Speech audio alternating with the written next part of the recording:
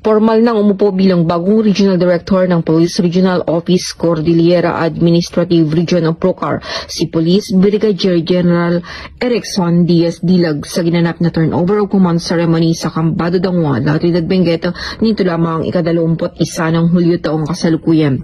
Ang seremonya ay pinangunahan ni Police Lieutenant General Edgar Alan Okubo, Acting Deputy Chief PNP for Operations, na nagsilbing panauhing pandangal at tagapagsalita. Sa kanyang mensahe, pinuri niya ang mahusay na pamumuno ng dating ama ng Procar at sa bagong talaga na si Police Brigadier General Dilag.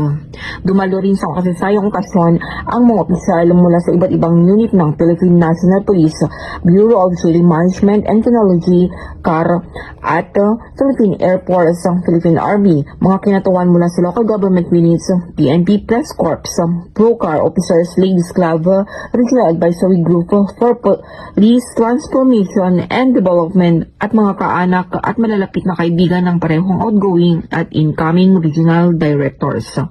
Pinalitan ni Police Brigadier General Dilag si Police Brigadier General David K. Prado Jr. na nagsilbi rin bilang Regional Director ng Procar sa loob ng mahigit 2 taon. Sa kanyang pamumuno, pinuri ni Police Brigadier General Prado Jr. sa mga naging kontribusyon na nagpapanatili ng kapayapaan at kaayusan sa rehiyon. Tampok sa nasabing programa ang pagpapasa ng command symbol ng Procar at ang formal na turnover ng property equipment inventory book mula kay Police Brigadier General Prado Jr. patungo kay Police Brigadier General Dilag bilang simbolo ng formal na paglilipat ng responsibilidad at pamumuno sa tanggapan.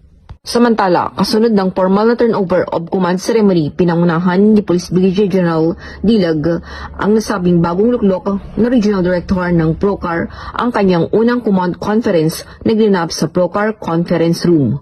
Ang komperensya ay dinaluhan ng miyembro ng Command Group, Regional Staff, Special Staff, mga chiefs ng Regional Support Units. Naroon din ang Provincial Director ng iba't ibang Police Provincial Office sa rehiyon at ang City Director ng Baguio City Police Office. Sa pagpupulong, binigyan din niya ang kahalagahan ng pagtutulungan ng magkakasama, pananagutan at proactive policing upang mapanatili ang kapayapaan at kaayusan sa rehiyon. Mula dito sa rehiyon ng Cordillera, ito ang iyong PNN Correspondent, Police Master Sergeant Lenny Valerio, alagad ng batas, tagataguyod ng Balitang Pulis.